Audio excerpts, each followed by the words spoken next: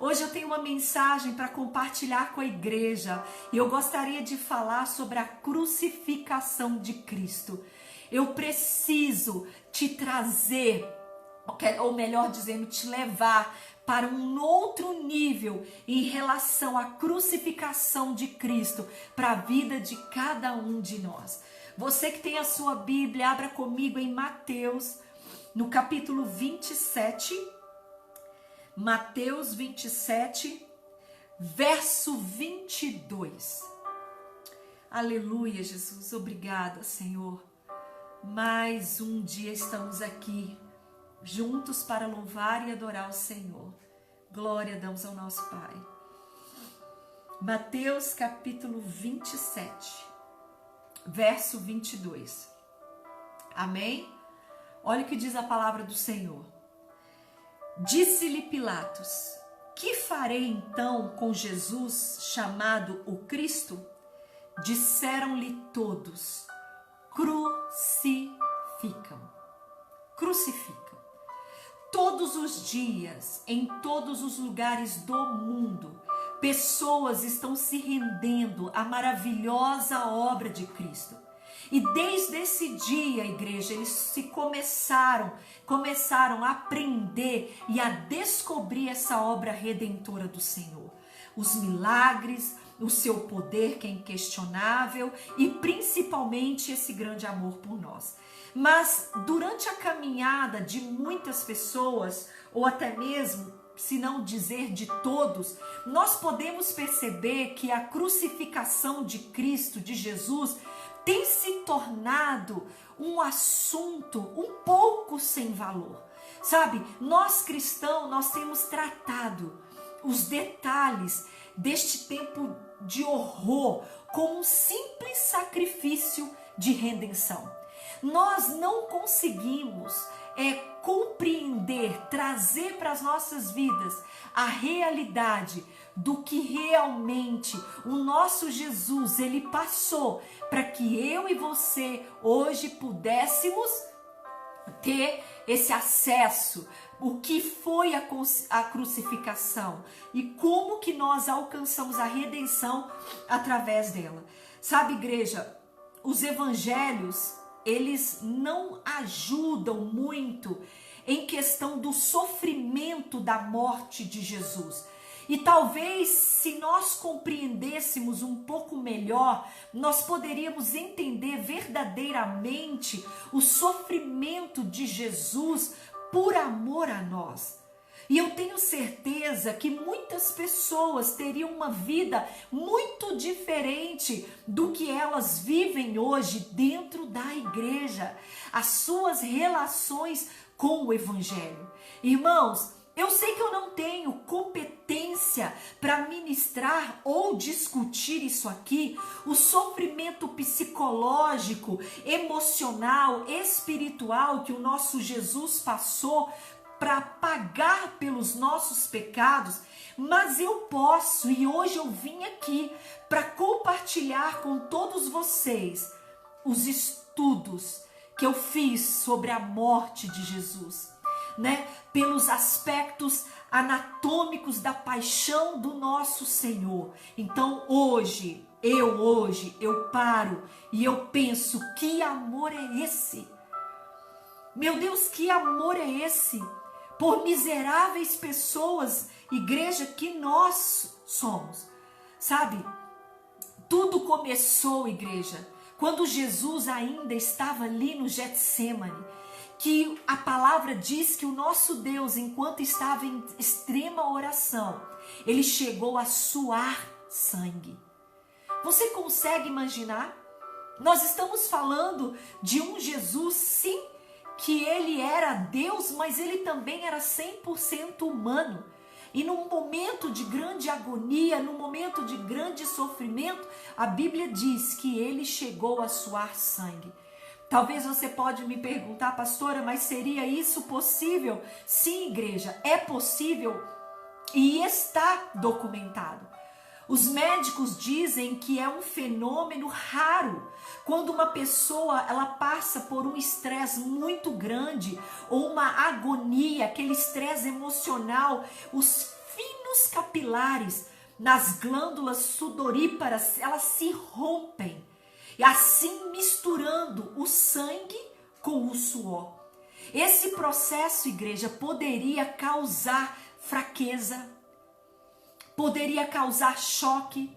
Então, uma intervenção médica teria que ser necessária para evitar a hipotermia.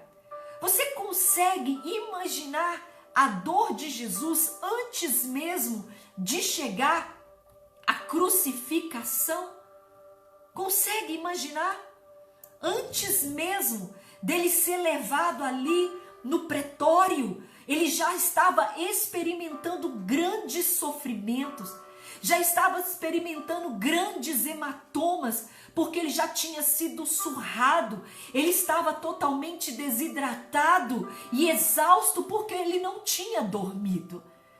Então, antes mesmo dele chegar ali para ser crucificado, nosso Senhor fisicamente já começava a manifestar todo o sofrimento e a angústia e o estresse que ele estava vivendo.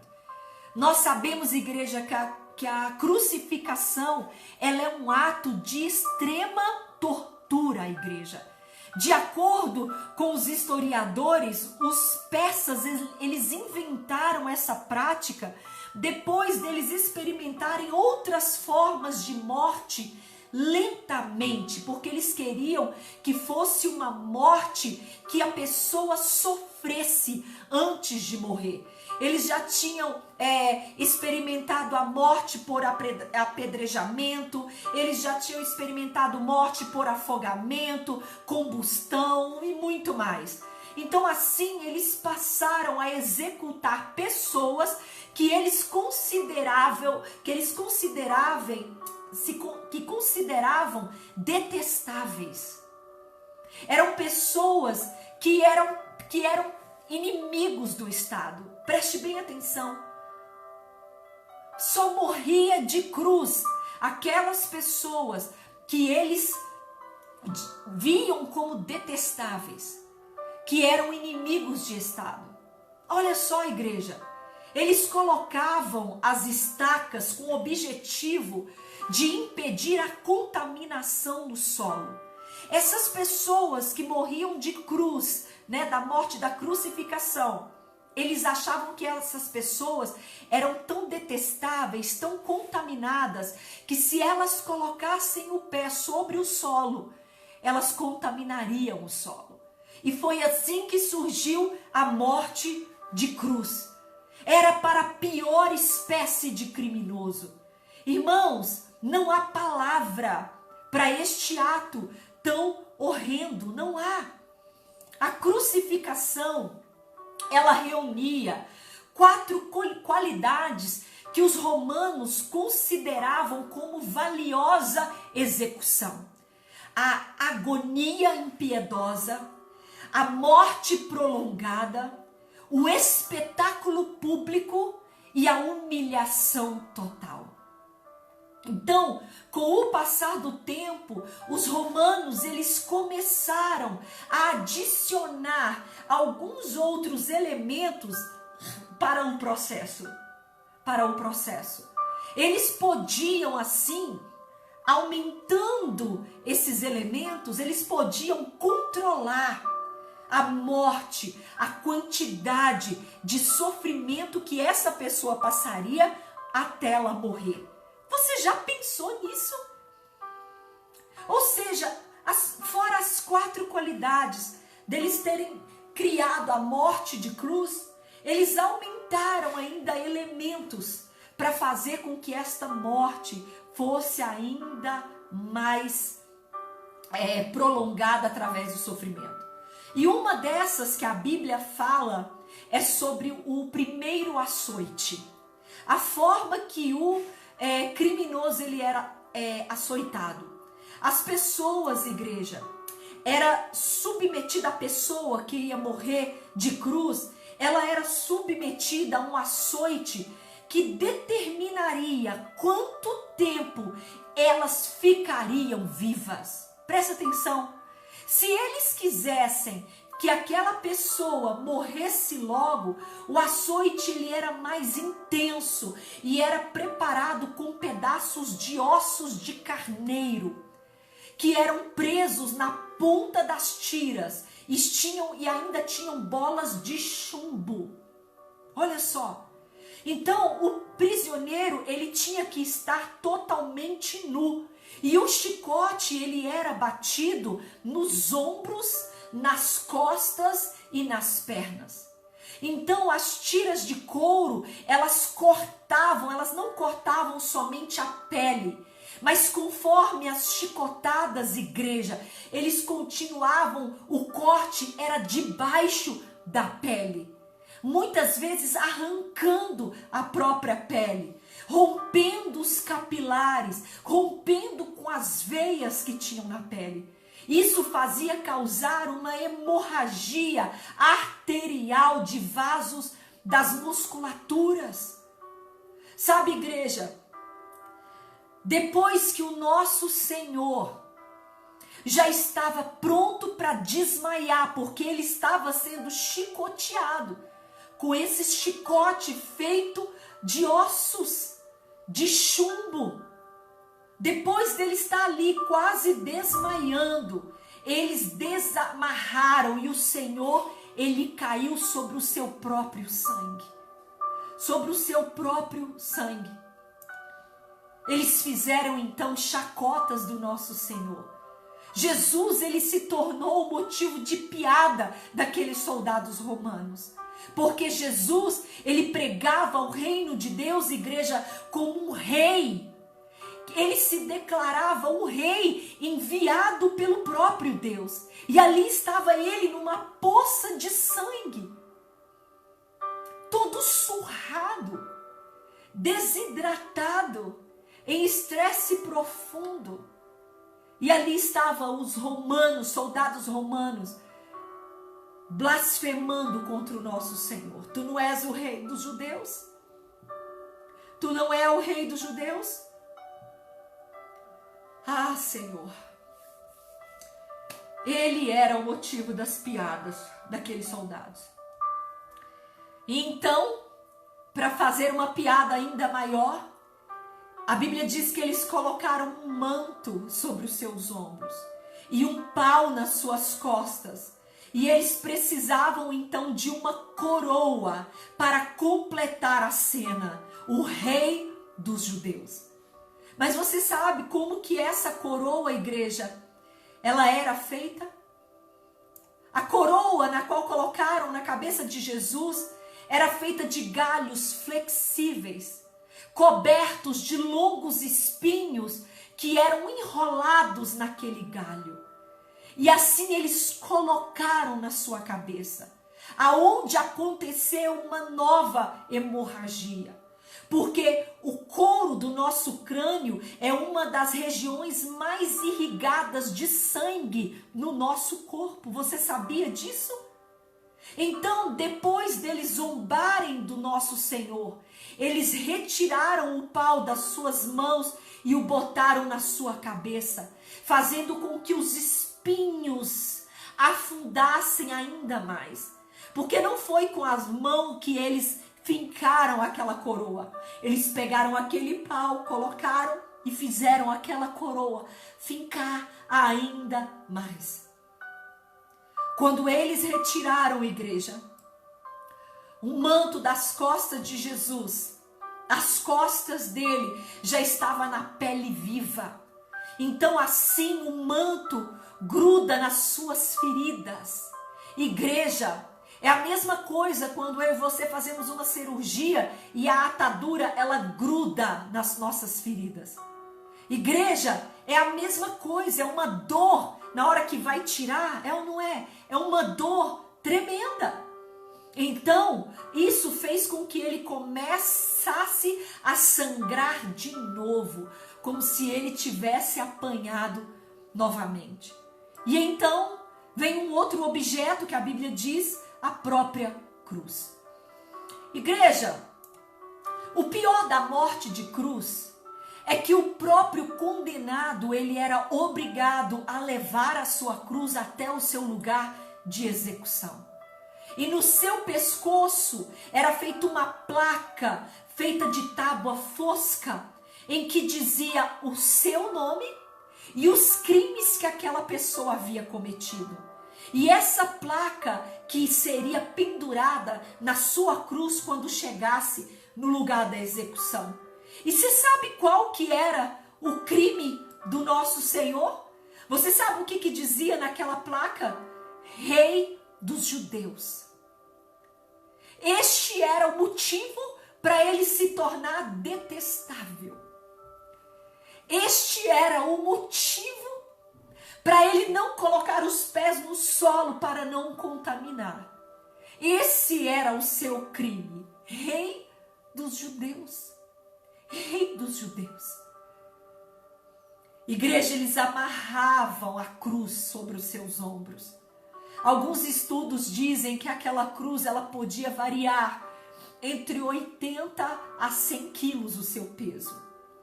Imagine o nosso Jesus com todas aquelas feridas, fraco, ainda tendo que carregar um peso absurdo nas suas costas. Por mais que a pessoa ela tentasse ficar ereta, em pé, o peso da madeira, mas o choque por causa da perda de sangue era demais para aquela pessoa. Por isso que era uma morte tão horrenda. Então, o criminoso ele tropeçava, caía, era obrigado a levantar, tropeçava, caía, era obrigado a levantar. Ainda mais que as lascas da madeira rasgavam a pele cada vez que caísse e movimentasse aquela cruz. Sabe, igreja, os momentos finais da crucificação.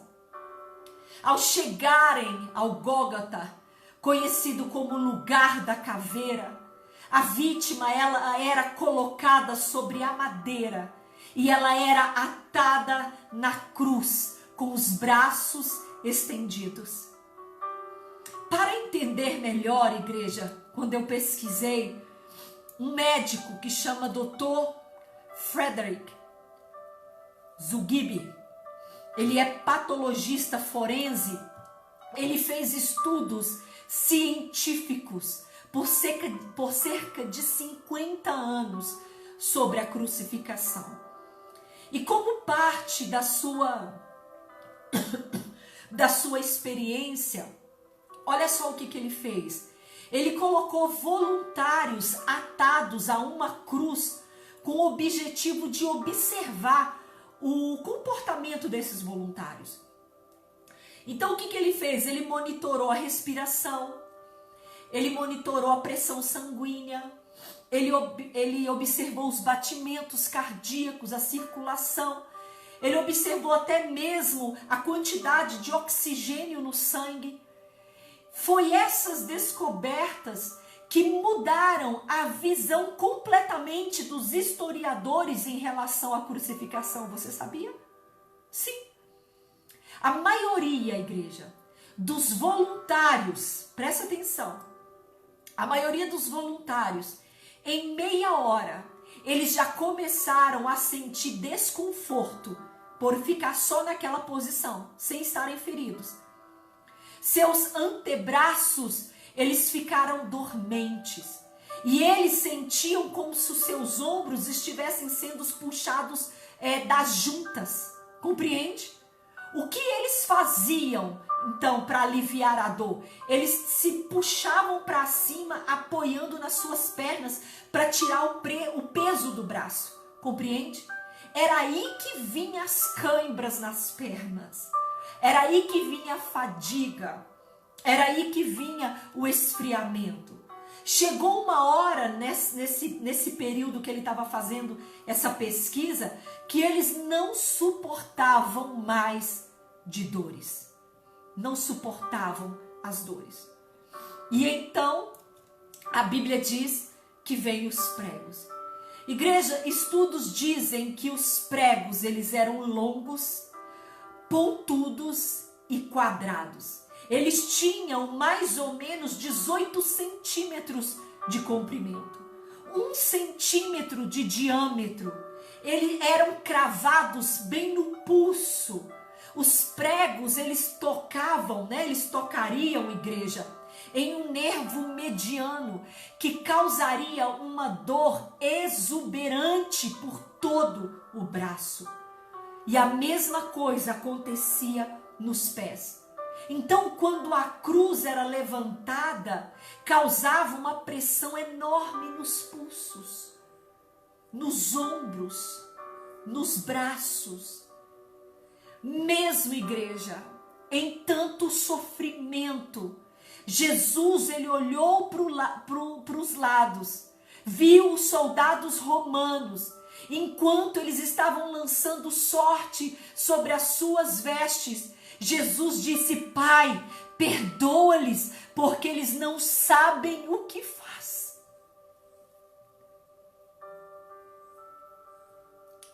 Que amor é esse?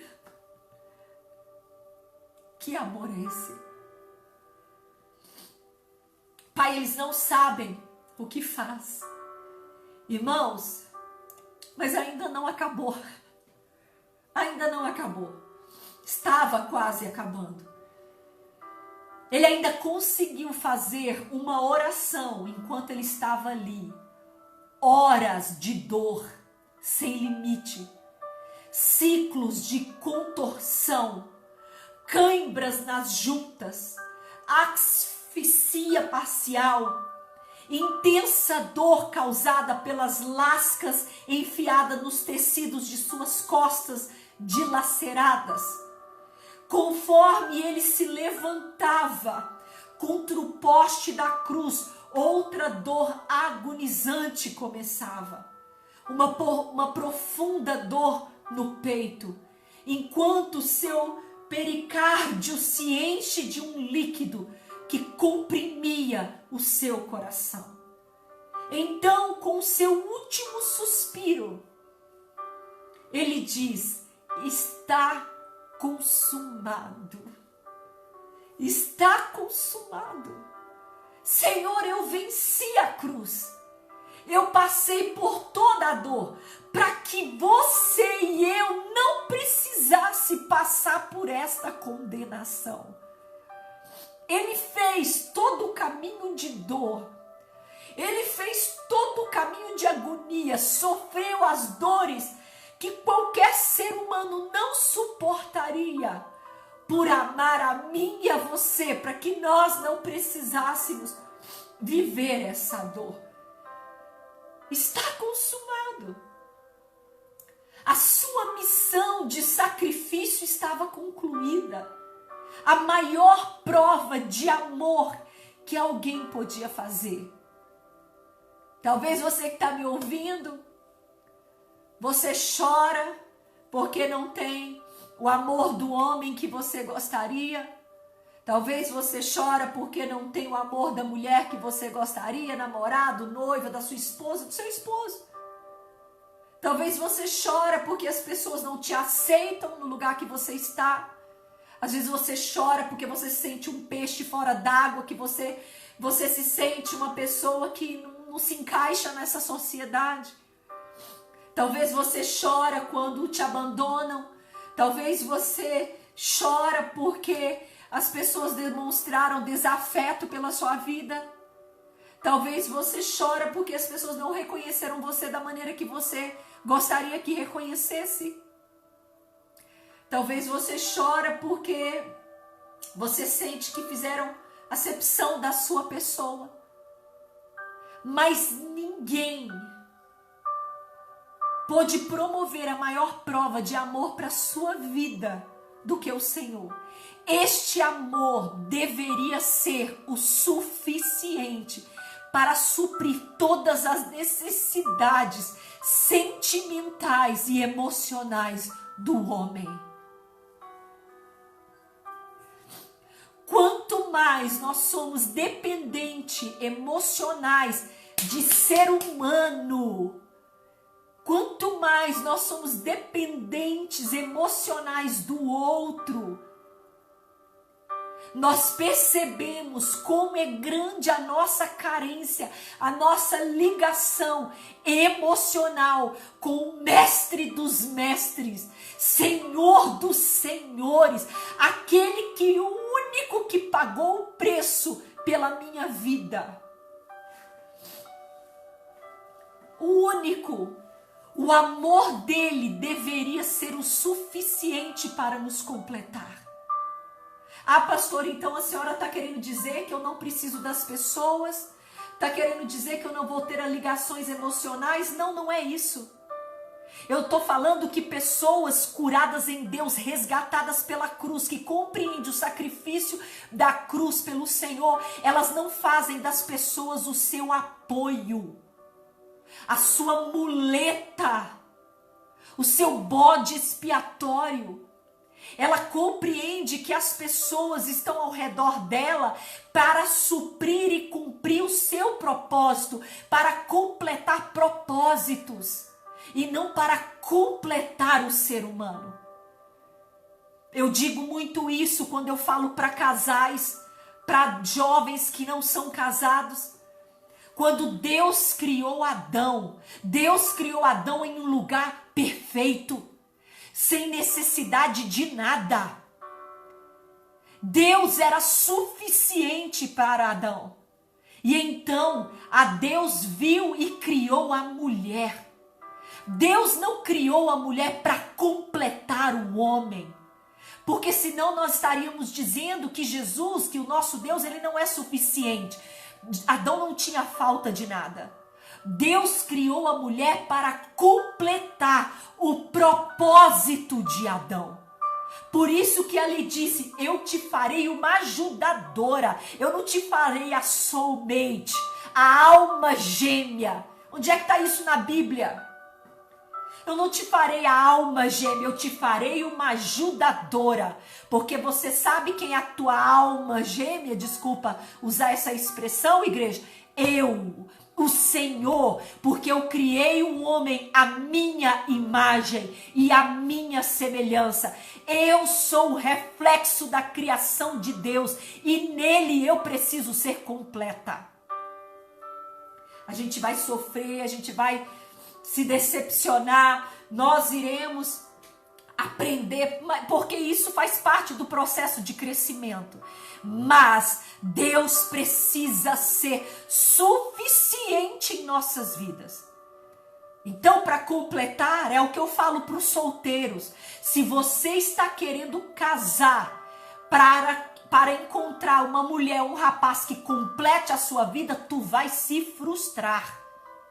Porque ninguém é capaz de te completar, porque aquela outra pessoa também é cheia de defeitos. Só se completa quem é perfeito. Só se completa quem é perfeito. Então a gente precisa ser curado, bem resolvido com quem nós somos e com Deus, para depois entrarmos no casamento, senão a gente sufoca o nosso cônjuge. Ele é o suficiente. Cristo precisa ser o suficiente. A carência humana. Hoje, compreendendo a realidade da cruz, compreendendo o sofrimento, você consegue imaginar ou sentir o amor que Ele tem pela sua vida? O que Ele foi capaz de fazer por amar você, por amar a mim? Meu Deus, meu Deus. O coração, igreja, de uma pessoa morta palpitou pela primeira vez no peito de outro ser humano no dia 3 de dezembro de 1967, na África do Sul. Foi o primeiro transplante de coração feito por um homem. Doutor e professor Christian Barnett. A alegria daqueles homens que realizaram esse procedimento, igreja, era imensurável. De ver uma pessoa dar vida de ver uma pessoa morta trazer vida para outra. Era uma alegria imensurável. Mas deixa eu te falar uma coisa. Igreja. O maior transplante de coração que já existiu e que existe até hoje é o transplante que Jesus faz, e por causa daquele sofrimento naquela cruz. Ele faz um transplante de coração, tirando daquele velho homem e colocando um coração novo em mim e em você, igreja. Porque Ele sim pode nos dar vida. Ele sim pode nos dar vida. Porque Jesus, Ele venceu todos os limites. Ele venceu da dor, da vida, do sofrimento, tudo, para nos mostrar que nós somos capazes. Nós somos capazes. O sacrifício que Cristo fez naquela cruz já deveria ser o suficiente para que nossa vida nunca mais fosse a mesma. Nunca mais. Valorize o sacrifício que Cristo fez por você. Talvez o que muitas pessoas estão precisando aqui não é de uma cirurgia plástica, não é de transplante de cabelo, ou uma plástica no nariz, ou uma lipoaspiração. O que muitas pessoas estão precisando hoje é de um transplante de coração. Permitir que o velho homem morra para que um novo homem, Cristo, renasça.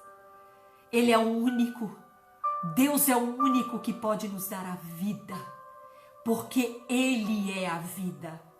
Eu sou a fonte, e aquele que beber da minha água nunca mais terá sede.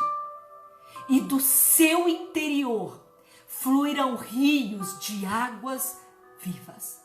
Você crê nessa palavra? Se você crê, receba, aplica ela na sua vida nessa noite.